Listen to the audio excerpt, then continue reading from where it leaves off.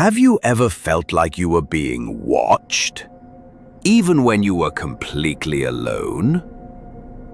Olivia and Marcus just wanted a peaceful weekend getaway in the forests of Oregon. But what they didn't know was that the woods surrounding their cabin were never truly empty.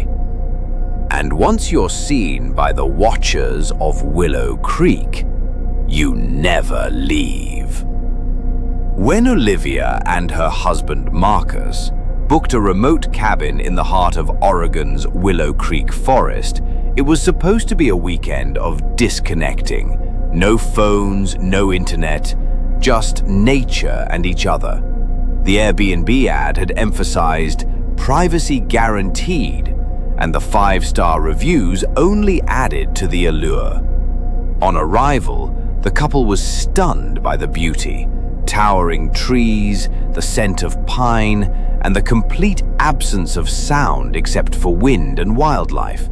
The cabin was rustic but cozy, with one odd feature: an old grandfather clock bolted to the floor in the living room.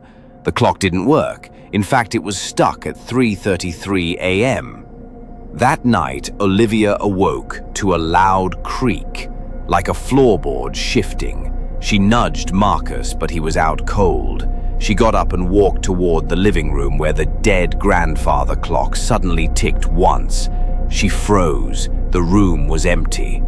The next day, things escalated.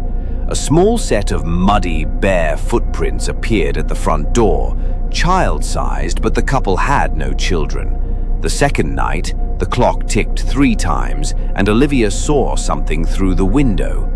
A pale figure, watching from between the trees. On the third night, they decided to pack up and leave, but as Marcus opened the cabin door, he froze. Dozens of pale figures stood silently in the woods, surrounding the cabin in a perfect circle. They were tall, faceless, and unmoving. Olivia screamed, slamming the door shut. They barricaded themselves in, but the clock now began ticking on its own. Once every second, and in reverse. That night, Marcus vanished. Only his shoes remained by the fireplace. The following morning, Olivia ran through the woods trying to find help. But no matter how far she ran, she always ended up back at the cabin. The figures never moved, they only watched. She's been stuck there ever since. She no longer remembers what day it is.